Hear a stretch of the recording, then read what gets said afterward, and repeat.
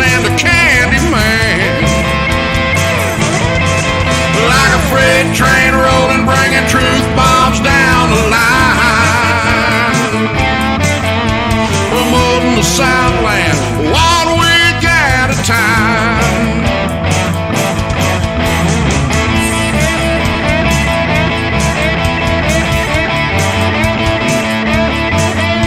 Promoting the Southland 1 week at a time.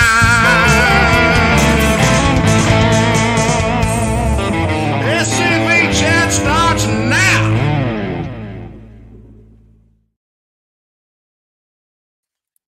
Welcome to SCV chat. It's 7 o'clock on a Monday afternoon, so it is time. Before we get started, please remember the views and opinions expressed in this broadcast are not necessarily the views and opinions of the SCV, its GEC, nor any divisions, brigade, camps, or any other subsidiaries. How is everybody doing in Dixieland tonight?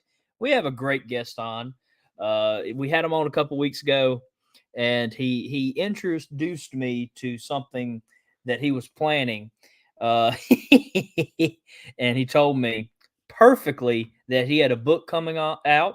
He wanted us to talk about it, and it is a phenomenal book. As always, Dr. Mitcham is a great historian. If you have not been on the show before, you are in for a treat. Tonight, we are talking about his newest book, Confederate Patton. I always get nervous about pronunciation, so he'll be on in a second to correct me. I'm sure he will. The Richard Taylor and the Red River Campaign, second expanded edition. So it is packed with a lot of historical greatness. I mean, look at this. It's a good historically in-depth book, but I like this for myself personally. I don't know if you're like me, but sometimes, longer history books can be challenging for me for the simple reason of, you can be extremely just flooded at work or school for me. And so this book is full of historical knowledge, but at the same time, it's a good read. You're not going to have a problem putting it, opening up, I should say, and reading it. It's not just like extremely lengthy. It's a good, let's see here. I'll tell you the exact number. It is a good 385 pages. And so if you're looking for something to read for the holiday season, this is the perfect book for you. And we're going to share some links for you so you can purchase this book. But without further ado, I like to keep Dr. Mitcham behind the scenes so I can introduce him, so I can say all these nice things about him, and he can't stop me. So let me pull up, and I mean, this man's resume. Golly, I don't think anybody can ever argue with it. But Dr. Samuel W. Mitcham Jr., or you'll hear me call him Dr. Sandy Mitcham, attended Northeast Louisiana University, South Carolina State University, and the University of Tennessee for his PhD. A professor of military history at, let's see here, Georgia Southern University, University of Louisiana at Monroe. Named Freshman Honor Society's Professor of the Year at University of Louisiana. I'll get it out. And 4 times named my favorite professor by the Baptist Student Association. Despite not being a Baptist, I wanted to throw that in there for him. And he's worked a lot with the Stephen Dill Lee Institute. He has made over 400 books. 40 books. It probably feels like 400 to him and to me myself. Every time I turn around, this hardworking historian is putting out another great quality book. And it's one of those things, it's one of those rare occasions where you can see someone working so hard, pumping out information and great books, but they're not hurting the quality of these great books. I have never told him this. I'm going to tell him this now again since he can't defend himself, but I'm always impressed by his work ethic, always being able to present great historical books, and the quality is not going down. He pumps them out constantly. He's one of the hardest working men I know. Without further ado, I don't think he needs any more introduction. His work speaks for itself. Dr. Sandy Mitcham Jr. Well, thank you very much, Moose. It's name of the book is Confederate Patton. I knew that was going to happen to me. I knew it. It's after the Third Army commander in World War II was George S. Patton. He did such a brilliant job. Well, Richard Taylor, the subject, the principal player in this book, was more like General Patton than anyone else in American history. He was equally profane. He was tough, probably tougher. I mean, Patton slapped people. Taylor had him shot. If he suspected, he ordered his men, if you suspect anybody of being a jayhawker, which was a Louisiana collaborator, go ahead and execute him. You didn't have to prove it and spare them the ordeal of a long trial. Just take him out and shoot him. He shot 2 Confederates before he saw his first armed Yankee. And I think he was more brilliant militarily, although Patton was undoubtedly a genius. But so was Taylor. I mean, he took the Army of Western Louisiana that he commanded had 8,800 men. He attacked a Union Army of 32,000, defeated it, chased it 200 miles all the way across Louisiana, and surrounded it twice, forced it to break out. Meanwhile, he cut off the largest inland fleet in American history up to that time, 104 vessels. It had to shoot its way out and suffered heavy casualties in the process, including the largest ironclad in the United States Navy at that time. So it was quite a campaign. And I named it Confederate Patton because, like I say, he reminded me of Patton. And if you can imagine 2 armies, one's commanded by General Patton and the other's commanded by Nancy Pelosi, you got a pretty good grasp on the Red River campaign.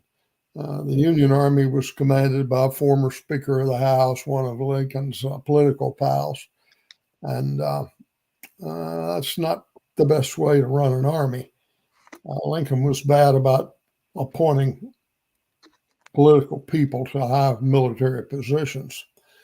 Jefferson Davis didn't do that. Jefferson Davis knew too much about it. He was a West Point graduate, war hero, saved the Army at Buena Vista, commanded the elite 1st Mississippi Rifle Regiment, former Secretary of War.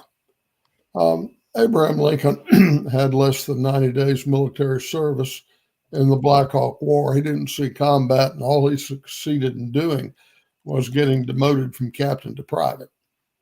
So, that was a major advantage for us. Anyway, you got any questions? Yes, sir. I have a good bit of questions tonight, so hopefully we can get through them all. And of course, the audience, if you post a question, I'll save it.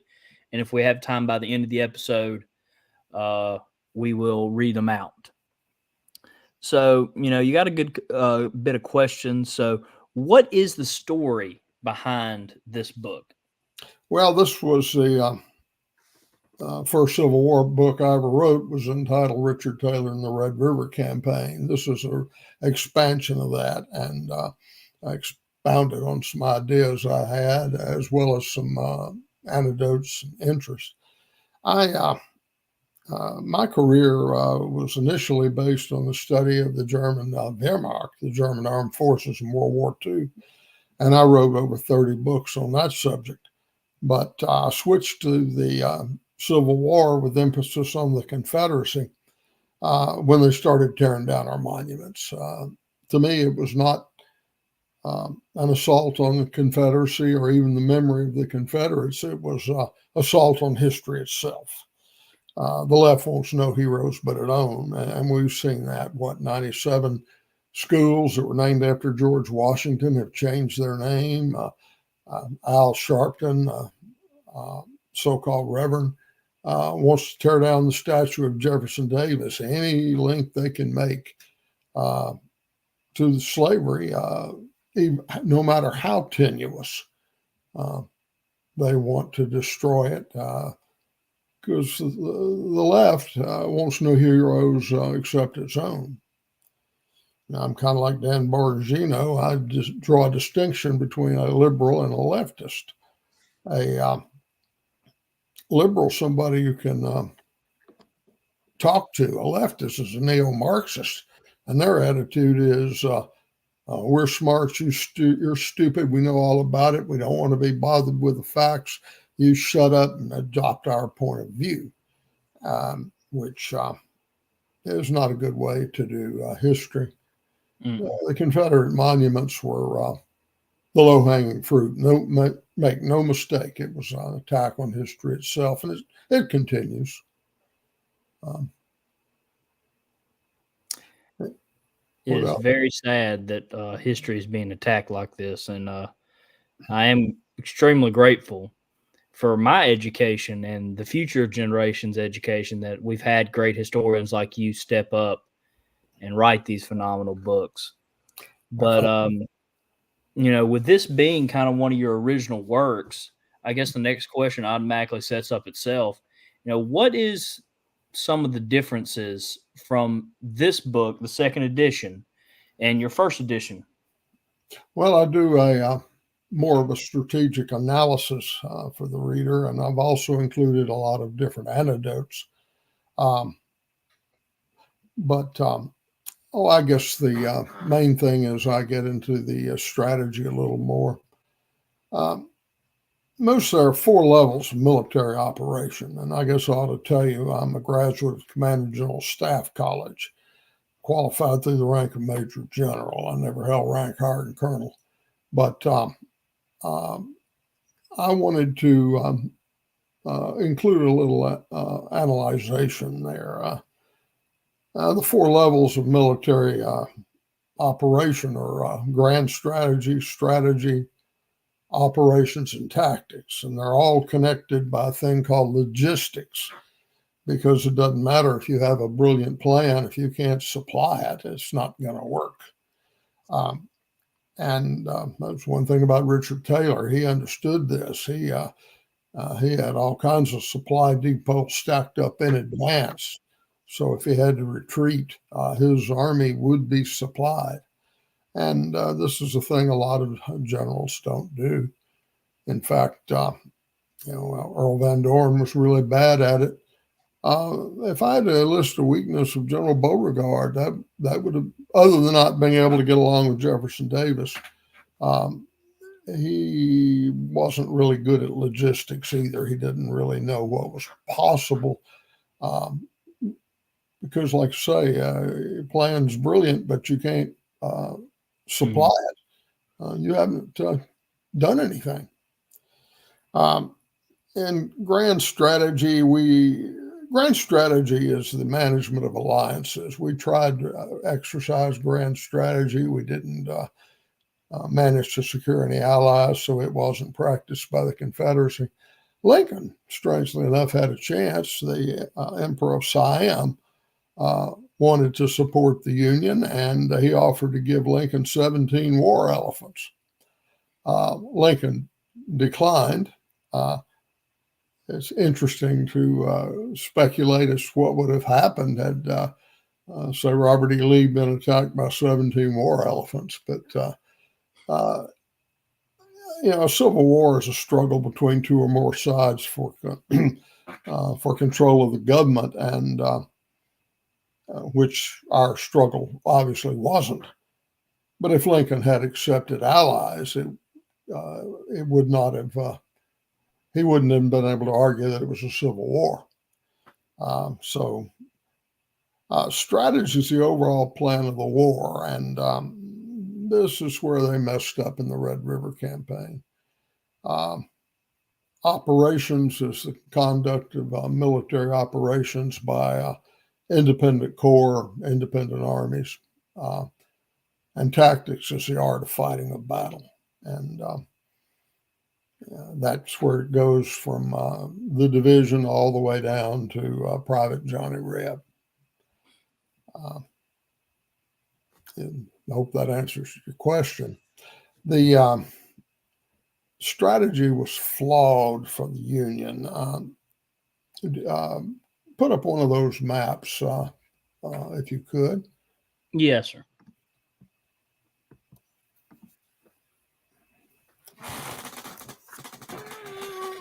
Okay, this is the strategy proposed by Ulysses S. Grant. Now, Grant didn't become General-in-Chief of the Union Army till March of 1864, so he could not impose his will on Lincoln and Halleck, who was his successor as General-in-Chief. And they made up the plan. Now, what Grant wanted to do was what should have been done. His objective was Richmond, Atlanta, and Mobile. But the Lincoln regime didn't go for that because they wanted cotton. They wanted money. They had problems. When the war began, the New England textile industry was the second largest industry in the United States behind railroads. They had 4.745 million cotton spindles. Well, by the end of the first year of the war, 3,252,000 of those were shut down because you can't make textiles, or you couldn't in those days, without cotton. They had lost their cotton. And the Red River was a major producer of cotton. And people were hurting in New England, and unemployment was rampant. And Lincoln had an election coming up. Well, I can't devise a scenario where Lincoln would lose New England and still be able to win the election. That was part of it. He wanted cotton, and a lot of cotton speculators, lobbyists who had a lot of sway with the Union Army and also the civilian Lincoln regime. The price had gone through the roof. When the war started, it was 6 cents a pound for cotton. By now, it was $1.09 a pound for cotton. So you could see you could make a huge amount of money if you could get your hands on cotton. And that was one reason they sent the Union Army up the Red River. Put on that other map there, Moose. Yes, sir. All right, here's a strategy that Halleck proposed and the strategy that was actually adopted. Attack and drive for Richmond, Atlanta, and Shreveport. Now, this did a number of things. First of all, it freed up the Mobile garrison. Leonidas Polk was waiting there for a Union offensive from New Orleans to Mobile. The offensive went the other way. This freed up 14,000 Confederates, Polk's entire corps, including French's sizable division, with which we could reinforce Johnston and Atlanta. And we did. Mobile was not attacked till the following year. And at the same time, to go up the Red River, they needed to divert 10,000 men from Sherman's army. He couldn't use them against Atlanta, and he had to use them against the Army of Western Louisiana. That's a swing of 24,000 men. That could have made the difference in the outcome of the war. Now, the Union Navy had enough strength to post a gunboat every 12 miles. So had the North ignored the Trans-Mississippi Department, there's really nothing we could have done to help our brothers in the East. They really did accommodate us by invading the Red River. So this campaign was a Southern victory before the first shot was fired. Of course, you know what happened. President Davis replaced Joseph E. Johnston, the commander in front of Atlanta, with John Bell Hood. Now, I have no problem with that. My personal view is Joseph Johnston was the most overrated general in the Civil War. But the problem was who he replaced him with. Had he replaced Johnston with, say, Beauregard or Richard Taylor or somebody of that ilk, we could have held Atlanta until after the elections. Now, the South, in my opinion, could have won the war one of three ways. In 1861, they could have won it diplomatically. They could have won it militarily, and they could have won it politically. Well, they lost the diplomatic chance when Lincoln issued the Emancipation Proclamation, which was the real purpose behind it. They didn't want England or France to ally with the Confederacy. And it came pretty close in the Trent affair. They were foolish enough to stop a British ship on the high seas and remove two Confederate commissioners who were under the protection of a British flag. This was something you did not do in the 19th century, but they did. And it almost came to war, and Lincoln had to bow and scrape and apologize. But he also knew that the lower classes in France and Britain would not allow their rulers to join the Confederacy if he could link the war to slavery. And that was the purpose behind the Emancipation Proclamation. It was a sound strategic move from the military point of view. I think after Gettysburg and Vicksburg, our chances of winning the war militarily were tenuous.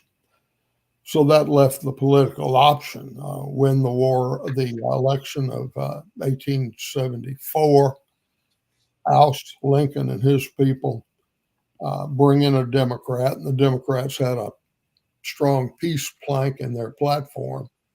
And this, of course, was back in the days when political platforms actually meant something. And a negotiated settlement with us achieving our independence was certainly not beyond the realm of possibility. And that is why the Red River Campaign was so important. It diverted so many Yankees away from the primary objectives. And if we had not lost Richmond or Atlanta prior to the election, Lincoln would have been defeated for re-election. It's not me saying that. That's Abraham Lincoln saying that. He did not think he could win if Richmond or Atlanta didn't fall. And of course, the Army in Northern Virginia under Robert E. Lee held firm.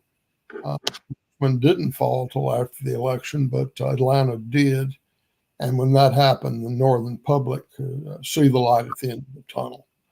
And they voted to re-elect Lincoln by a sizable majority, 55% to 45%. Anyway, that's my opinion on that.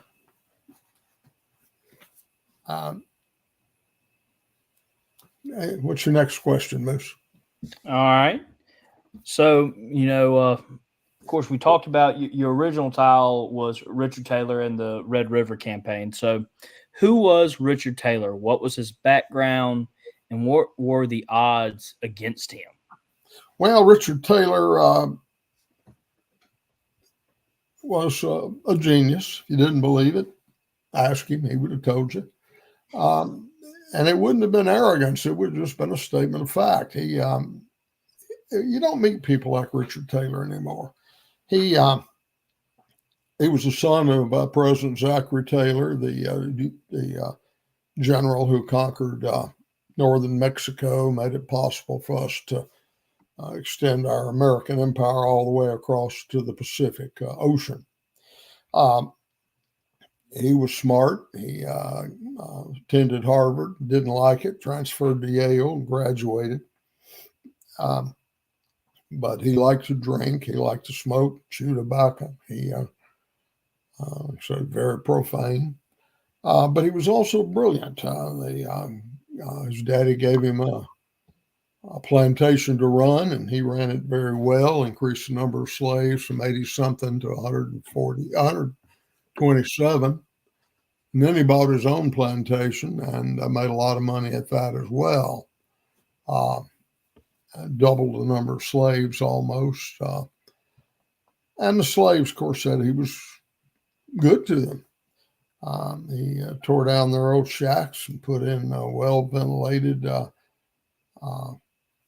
slave quarters that had floors, wooden floors, verandas. And at the end of each planting season, he'd pay them, but not much. Whatever he paid them was 100% more than anybody else's slaves was getting. So they kind of defended Taylor. Taylor felt like a man of his position should do public service. So he ran for the legislature, but he did not campaign. If there had been a button on his desk and he could push it and win the election, he would have pushed it. But I'm not sure he would have walked across the room to do it. He didn't campaign, didn't make a single speech, didn't grant a single interview. Put his name on the ballot, figured that was enough, and it was. He was elected. His first term in the legislature, state senator, he didn't make a single speech. If somebody asked him a question, he'd give them an answer. And if they didn't like it, well, they shouldn't have asked. That was just his attitude. And he was almost unanimously reelected the second time. When the war began, the Louisiana legislature voted 101-7 to secede. He voted with the majority, but he decided he was not going to fight. He was going to sit it out. But that didn't work very well for him. Braxton Bragg was a good friend of his. And Bragg asked him to come to Pensacola and serve as a training officer. Well, he agreed, but he wouldn't accept a commission. That worked out really well for the South because some of the best units in the Confederate Army came out of Pensacola. You know, speaking with 2020 hindsight, you and I both know that Braxton Bragg was a terrible failure as an Army commander, but he wasn't entirely useless. He was a great training officer. If you could go back in time, knowing what you know today, you would have probably made Braxton Bragg the training officer for the entire Confederate Army, because his little army over there in Pensacola, Florida, he stayed there for a year and produced some of the best units to come out of the war. And Richard Taylor was part of that. But Taylor, pursuing the Braxton Bragg thing, you got 1st Arkansas came out of there, the 10th Mississippi, 1st Alabama, 7th Alabama, 5th Georgia, 9th Mississippi. I think the 18th Alabama was from there, and the 19th Arkansas, 1st Louisiana. I mean, it's some of the best regiments around. I mean, there are better units. You put them in a division. There are better divisions in American history, but very, very few. You'd be hard pressed to assemble a better group of people. And anyway, Bragg used Taylor, but the governor of Louisiana commissioned Taylor without his permission. He just sent him a telegram saying, "Congratulations, you are now the commander of the 9th Louisiana Infantry Regiment." And he went to Virginia with it. Arrived on the battlefield at the 1st Manassas at nightfall, too late to actually participate. But Jefferson Davis's first wife was Richard Taylor's sister. I think 7 years they spent together at Fort Snelling up in Minnesota, where Richard Taylor's father, Zachary, was stationed. Davis knew Taylor very well, so he appointed him commander of the Louisiana Brigade. Well, Taylor objected. He said, I hadn't seen combat. You don't need a brigadier general who hasn't tasted battle, and I am junior to all three of my regimental commanders. One of them ought to be brigade commander. Well, Davis took what for him was a unique step. He wrote all three regimental commanders and asked them to cheerfully subordinate themselves to Taylor. And all three of them did. All three of them eventually became generals in their own right. But Taylor performed brilliantly in the Shenandoah Valley campaign under Stonewall Jackson, where he learned a lot of lessons. And at the end of the campaign, General Jackson recommended that Taylor be promoted to Major General. And he didn't throw promotions around like Valentine's. And Taylor was promoted, sent to Louisiana, and fought in a couple of campaigns in his native state. Always outnumbered at least 5 or 6 to 1. So when it got to the Red River campaign, he was only outnumbered a little better than 3 to 1. It was a hallelujah breakdown time for General Taylor. But anyway, that's who Richard Taylor was.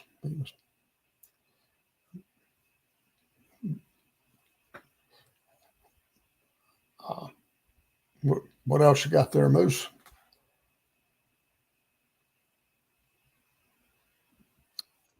Still have a couple good ones left. My mic automatically muted itself. That's a first. But how was the Army of Western Louisiana organized? Well, you started out with one division. It was under John D. Walker. He was one of the men that saved the Army of Northern Virginia in the Battle of Sharpsburg or Antietam. General Lee was just very pleased with him. So was everybody else. So they promoted him to Major General and started looking for a command for him to take. And they had a Texas division up in Arkansas around Little Rock under Henry McCulloch. It was a mess. And they gave it to Johnny Walker, and he made it one of the best divisions in the Army. They called the men the Greyhounds because of how fast they marched. Taylor had another division under Alfred Mouton, who was also extremely sharp. He was a native French speaker. His daddy was governor and U.S. senator, but he went to West Point. He could hardly speak English. And West Point was a very technical school. It's the greatest engineering school in the Western Hemisphere at that time. And Mouton learned engineering. His claim to fame initially was against outlaw gangs. They gave him a brigadier generalship in the Louisiana militia, which didn't ever meet. But an outlaw gang in the Vermilionville area, which is now Lafayette, started rustling cattle. They expanded to it on a massive scale. And they were actually planning to raid the town of Vermilionville and sack it and steal everything, burn the houses. They were tough. They had crooked lawyers who were working with them. Well, one thing you got to understand, a lot of people don't realize, is the culture of the Wild West, the so-called cattle culture, didn't originate in the West. I can show you colonial records of South Carolina speaks of roundups and brandings, cattle drives, gunfights and vigilantes. They had everything that the Wild West had, except the Spanish saddle horn. Most Americans don't realize that because they watch too many John Wayne movies. But as the cotton culture grew in places like South Carolina and Georgia, it pushed the cattle culture to the west.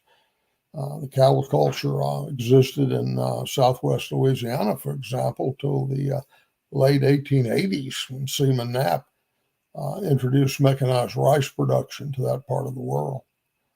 And anyway, Mouton took 500 men, surrounded the outlaws, and there were 100 of them, and they fired on the vigilantes, but fortunately for them, they missed. And when they realized how many men Mouton had and that they were surrounded, they surrendered. So the vigilantes picked out the top leaders and beat them with bullwhips, took them to the edge of Acadia territory, and released them and said, if you ever come back, we'll get tough. Clear threat to their lives. And that ended the outlaw reign in that part of the world. So Mouton was a tough guy. He was a great commander at a certain level.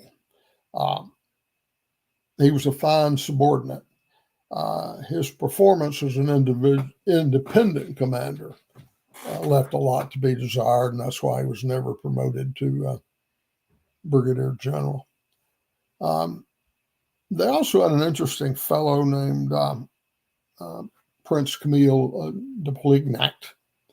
I probably mispronounced that. My daughter, she got her French major before she was 18, and she would not allow me to speak French because I slaughtered the pronunciation. It was one of my doctoral languages, but all you had to do was get a reading knowledge. You didn't have to know how to pronounce it.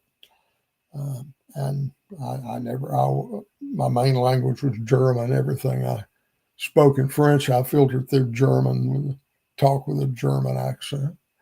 But anyway, Polignac was big in the France. His father had been prime minister. His mother was said to have been the lesbian lover of Marie Antoinette. And it looks superficially, there may be some truth in that. When Marie Antoinette was guillotined, she went into a Great Depression and died. Polignac wanted adventure. He had an adventuresome life, and he sided with the Confederacy and had a hard time adjusting because Southern culture and the culture in the French court are much different. Colonel Pigram took him to a tent revival with a Baptist hellfire and damnation preacher, and he came out in culture shock. The cardinals at the French court didn't talk like that, but he was a good general. He adopted the Southern culture, and later, after the war, he named his only son Mansfield after the town in Louisiana. And you had Texas Cavalry, and they were the best. Obviously, it takes a certain amount of skill to guide a horse down the streets of Boston, which are busy. But how much more skill does it take to fight characters like Cochise and Geronimo in the plains of West Texas? You got a bunch of boys there doing circus tricks on horseback by the time they're 8. And half of the Union cavalry, 5 out of its 10 regiments, had been marching infantry the year before. The Union cavalry commander actually conducted a school for cavalry while they were marching to the Battle of Mansfield. Forgot to turn this off. Anyway, the campaign started in March. They moved up fairly quickly, took Alexandria. And that's where the fun began for the U.S. Navy. They wanted cotton because, unlike the U.S. Army, the Navy was under the prize laws. So anything they confiscated, the Navy got half, and there was a sliding scale. Of course, the Admiral got the most, but every seaman got something and could significantly improve his income by stealing cotton. And they did. The first thing they did when they hit Alec was stole every wagon they'd get their hands on, confiscated them, and they sent them out to the interior to collect cotton. And they could only collect Confederate cotton for pay purposes. So what they did, they all had stencils. They could get a bale of cotton, and one stencil said USN for United States Navy, and they'd paint over that so it had USN on the cotton bale. Then they got the other stencil, which said CSA, and they stenciled that in. So you had USN CSA. They put it in a wagon, confiscate it, and send it back north. And the joke was that USN CSA stood for CSA USN, I should say, stood for Cotton Stealing Association of the United States Navy. And somebody told that joke to Admiral Porter, and he laughed. He thought it was funny. But he could afford to. He was getting rich. And he hated Richard Taylor because Taylor tried to burn every bale of cotton he could get his hands on. And some of the owners did too. As a matter of fact, they even wrote a song about it.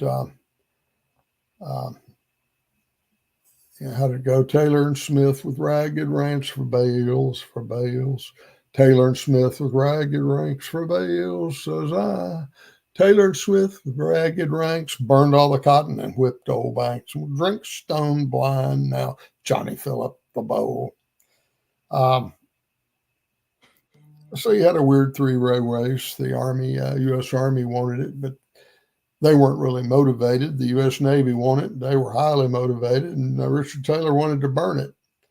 And a lot of the cotton owners in the area didn't wait for the Confederate Army. They burned their own cotton.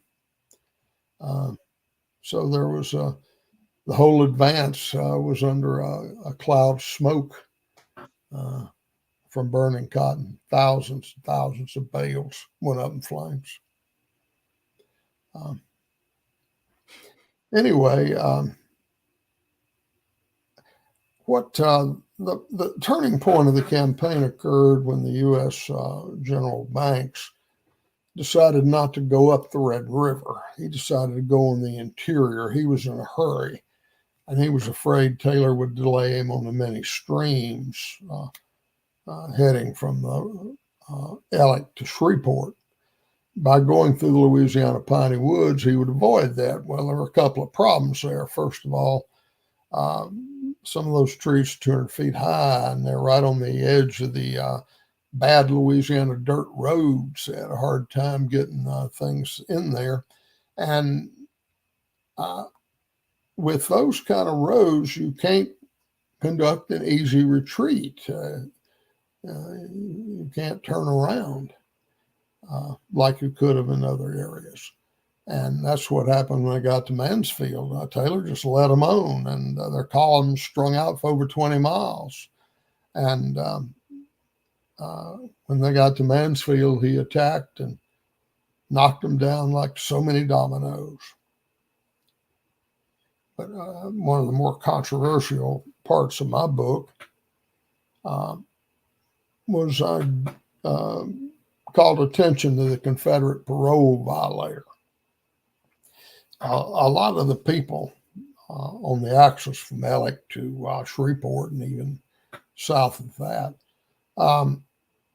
had fought before. They were at Shiloh and Chickasaw Bluffs, Corinth, Iuka.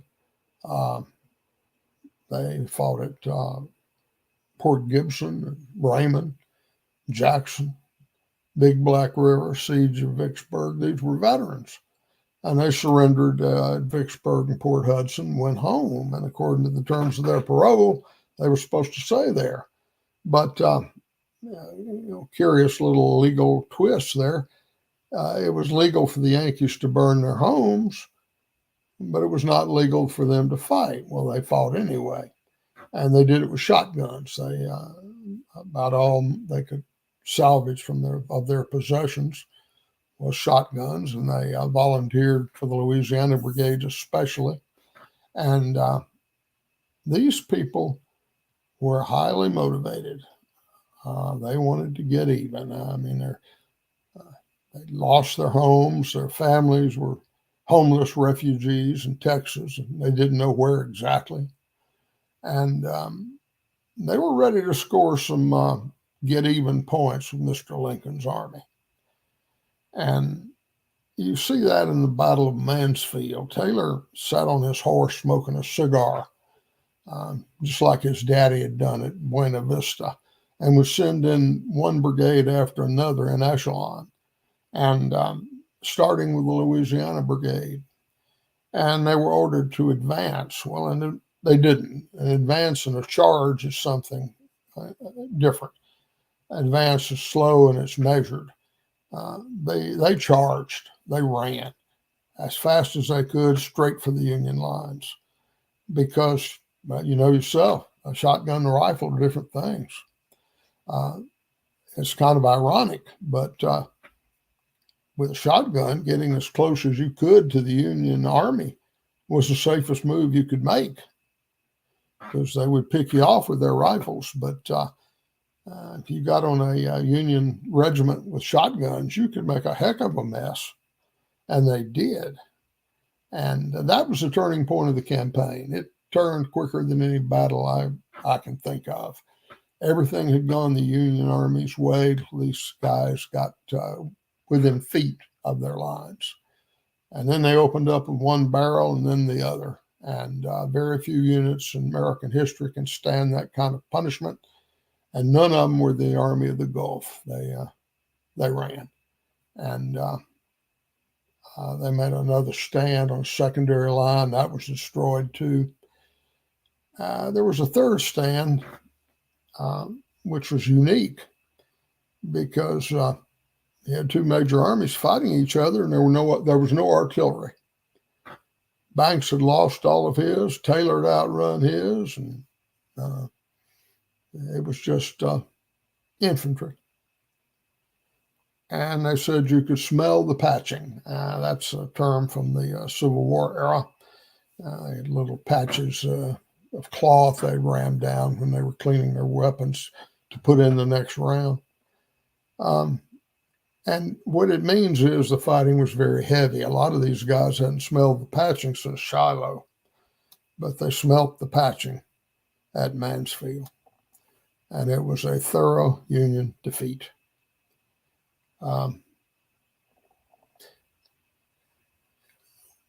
Anyway, that's kind of how the book ran.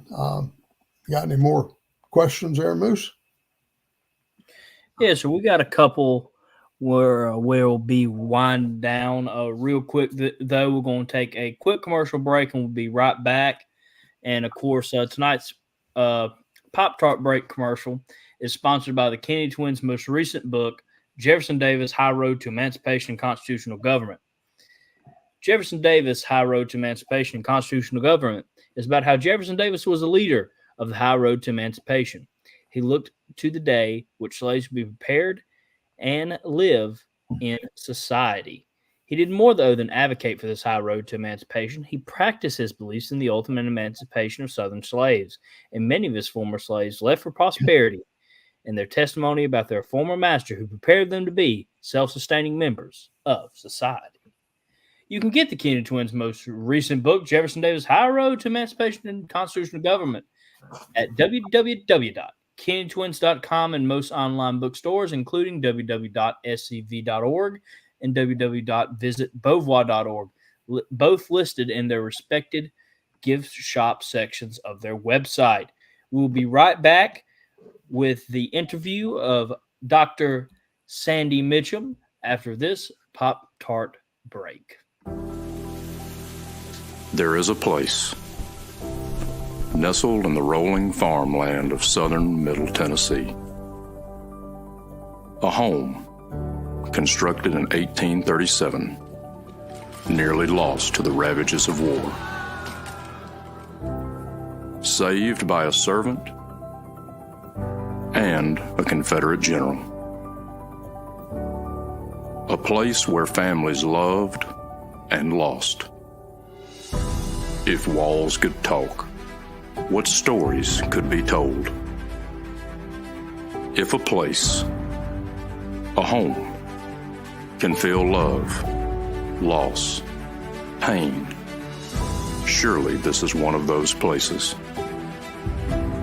Nearby is a more recent structure, and inside are the stories of heroes and heroines, stories of battles won and lost, stories of sacrifices made by the people of its native soil.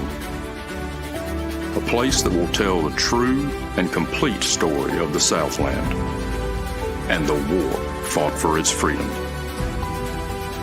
From the causes that led to the conflict to the modern-day struggles to protect Southern history.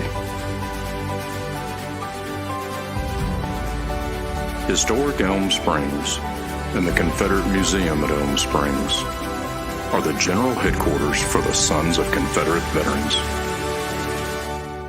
A place where the story of the Southland and its historic struggle is preserved and told. Come and discover your history. Lovely commercial gets me every time. And remember, tonight's Pop-Tart break was sponsored by the Kennedy Twins' most recent book, Jefferson Davis, High Road to Emancipation and Constitutional Government, available at www.kennedytwins.com and most online bookstores, including www.scv.org and www.visitbeauvoir.org, both listed in their respective gift shop sections of their websites. And so let's get back to this interview. Oh, do you have something to say, Dr. Mitcham? Yes. My wife is a professional proofreader. She's proofreading a book by Ron Kennedy, and she let me read some of it. He's doing a book on Reconstruction, be out next year, I'm sure. It is awesome. It's going to rival The South Was Right. Ooh. Yeah, it's that good. Pure gold. So I thought I'd plug that in advance for him because, well, like I say, it's going to be awesome. It could be the definitive work on Reconstruction. Okay. Anyway, back to my humble effort.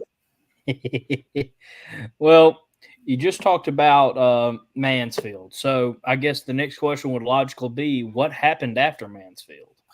Well, there were two prongs threatening Shreveport. One was the Army, which was crushed at Mansfield. The other was the Navy. It faced no opposition from the Confederate Navy because there wasn't one, but it did face a genius named William Robertson Boggs. And, in the Civil War, the military engineers often outperformed the commanders, frequently by a wide margin. And Boggs was a genius. He threw all kinds of obstacles up that slowed the Union fleet. The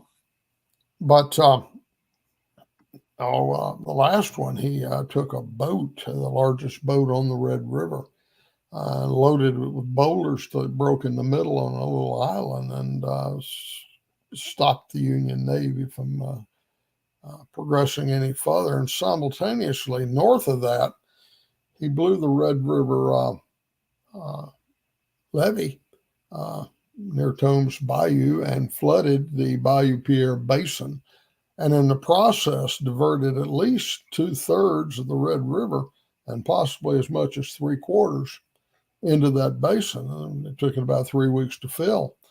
So it was raining, but the river was falling, and Admiral Porter was pulling his hair out because he couldn't understand it. Boggs' attitude was, you Yankees have bragged that you could sail your boats on dry sand. Let's see if you can do it. And they couldn't. And Porter waited too long, really, to draw the correct conclusion that he had to get out of here. And Part of that was he got out. He had a Union brigade with him. He got out with the brigade commander, and they took a little reconnaissance. And there'd been guerrilla sniping at the Union Navy. They'd shoot an occasional sailor, but they'd run away. And he came up and saw a Confederate cavalry unit standing on a little ridge, and they just stood there and looked at him. They weren't going to start a fight, but they weren't going anywhere. They weren't going to run from it either. And Porter looked at the Union general and said, General Banks has been defeated. If he hadn't been, these men wouldn't be here. And sure enough, a messenger arrived the next day talking about Mansfield. And he headed back, but all his ships ran aground. They got some Confederate artillery from the Army of Western Louisiana there on some of the levees, and blew up some of the Union vessels. And one of them was the Eastport. It was the largest gunboat in the Federal fleet. It had 100-pounder guns. The standard artillery was 12 pounds, maybe 6. He had 100-pounders. Those were massive. But because the river fell so rapidly, the Eastport got jammed 5 times in 20 miles. And the last time it was jammed so fast and the Confederate cavalry was swarming on the other banks that Porter had no choice but to blow it up. And there were some other losses as well. I go into them in the book. But by the time the Union Navy got back to Alexandria, the river was down to 4 feet, and it needed 7 to float the ironclads out.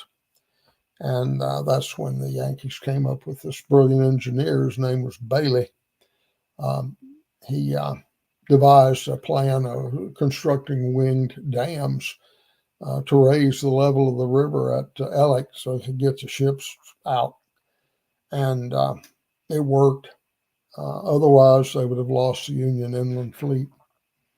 I'm skipping over a whole lot. They lost some other vessels as well. But they did manage to escape, unfortunately. And Taylor, meanwhile, surrounded the Union Army twice. He surrounded them at Monet's Ferry. He was outnumbered 6-1, but he didn't, because General Smith had taken some of his infantry away and sent them to Arkansas. But Taylor wasn't particularly worried about odds of 6-1. He surrounded them at Monet's Ferry. They had to break out. He surrounded them at Ellick. And before they could get the ships out, they almost starved them. And the men had plenty to eat. The problem was the horses and the mules. They got to be fed too, and they eat about 22 pounds of forage per day. And if you send out a patrol to gather forage, likely as not, you'd never see it again, because Taylor and the Texas Cavalry would eat them alive. But when they came up with the Bailey Dam, which you can still see part of it in Ellick today, that's when the Yankees got away and escaped across the Atchafalaya River and never invaded Louisiana again. One thing I didn't mention, I also do a chapter on the Camden expedition in Arkansas where that was defeated. Anyway, that's a quick and dirty overview of Richard Taylor and the Red River Campaign. Well, we've already have, a couple people in the audience, some chat heads that said they just finished the book. It's very informative and a great read. And, at this point, we've had Dr. Mitcham on enough. I can pick at him. I expect no less from this great historian and just all the work he has done to preserve our culture, our heritage, and our history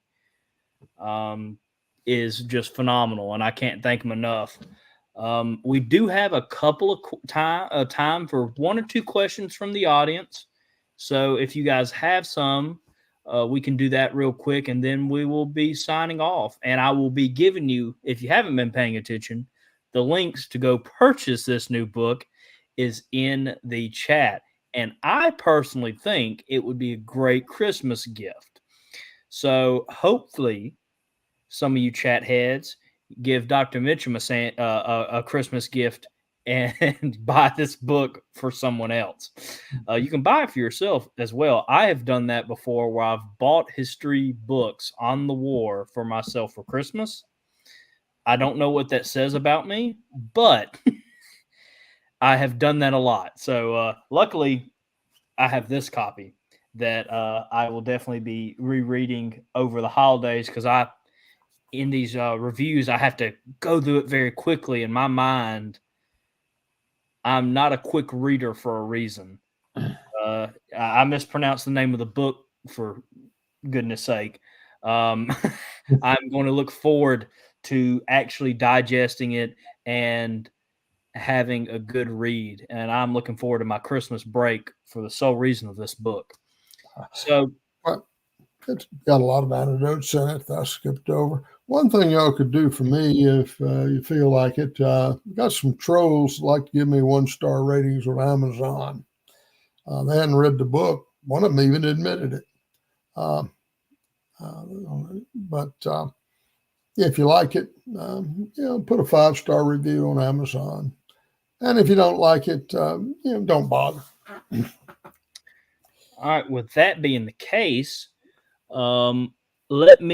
so the first link I'm publishing is from shotwellpublishing.com. This is one of the links you can get Dr. Mitcham's book. And next, let me see here. I have the Amazon link scrolling across the screen. I'm going to ask all of our chat heads here tonight to go leave a good review for Dr. Mitcham. It is a darn shame that people don't read these books and base it on its historical accuracy like you should do with a history book. They just know that they don't like true history, and that they want to make sure that this book looks awful, that it's historically incorrect. Let's show them that we know what true history is. So this has just been published in the chat. www.amazon.com/Confederate Patton Richard Taylor campaign. If that link doesn't work, I will be posting it after the show on the page.